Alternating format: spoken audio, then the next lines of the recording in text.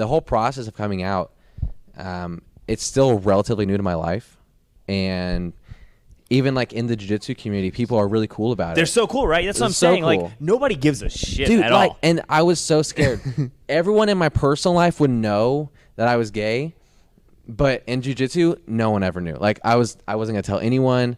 I was just gonna do my thing. I didn't want to tell anyone. As soon as I started kind of like being open about it and telling people, it was just like so much love. Like, it was like it wasn't even love. Like no one fucking cared. Like, you know, that, because one thing I hate too is like when people overpraise me. It's like, oh my god, you're fucking gay. You know, like you. Do you ever watch Blue Mountain State?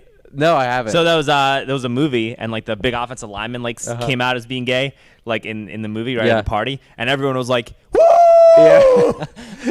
Like, and some dude was like, was like, hey man, here's a card, dude. You're so brave. Like, here's like, it was ridiculous. Yeah. Yeah, exactly. That's like the complete opposite of what I want. Like, I see my sexuality as just a part of who I am, but it really doesn't make up me as a person. You know, it's a great part of who I am, and I am really proud of it. And I do understand like pride and like it is a big deal. Dude, I think that they should have a second gay pride parade. Because they canceled it the first time. They gotta have two. Dude, we fucking need one. Yeah, I think they when I found out it was canceled, I was pissed. I have never gone to a gay pride parade. It's the most homophobic thing in the world. Yeah, totally homophobic.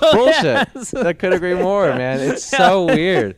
Yeah, when I found out that they canceled Pride because of COVID, I was pissed because I mean, I was concerned about COVID for like the first month. Like I was kind of like weirded out about it. But then after that, I was like, can we just get back to normal? Dude, I was honestly more concerned about Bill Gates, but that's yeah.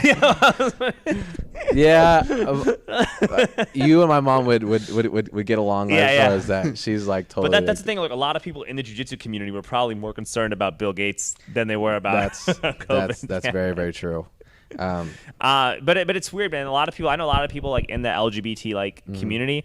That probably feel intimidated about doing a sport like jiu-jitsu or MMA because they think it's like super macho and they're going to be like judged negatively, or people are not going to accept them because of who they are. And I think if anything, this podcast should show that this is literally the farthest thing from the truth, and that community is like the most accepting community 100%. Of anybody. Yeah. Nobody cares at all. Dude. At least especially in Austin, nobody cares. In Austin. Nobody cares. And they probably wouldn't even care in a small town if you were like wanted to learn and you were good. Yeah, I mean, I've never had anyone like not want to roll with me, you know, or anything, and that was like my concern. And I was like, what if someone doesn't want to be like, I don't want to go with the gay dude? Like, I'd be kind of pissed. I'd be kind of embarrassed, you know. I'd be like, well, shit, I don't know what to tell you. But I think especially like I didn't like really come out to my gym buddies until like I was really confident in my skill, anyways. So that makes sense. You know, it was.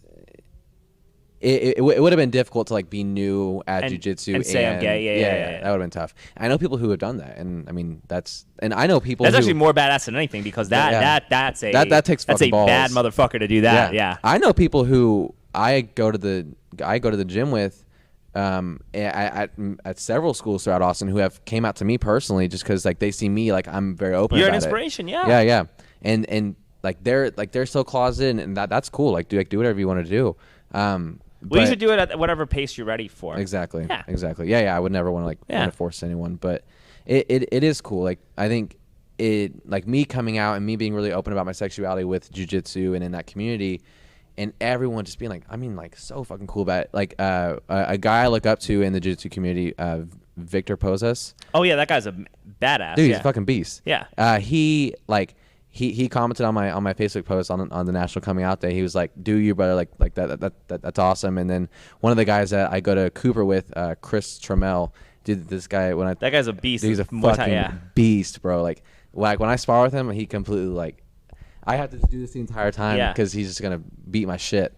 But he was like he commented and was like, you know, you're always such a positive guy. Like, do you know? But like these guys who are like macho men who are fucking awesome at what they do, they don't give a fuck. They don't care. You know? They don't care. Yeah, it's fucking awesome. They don't care.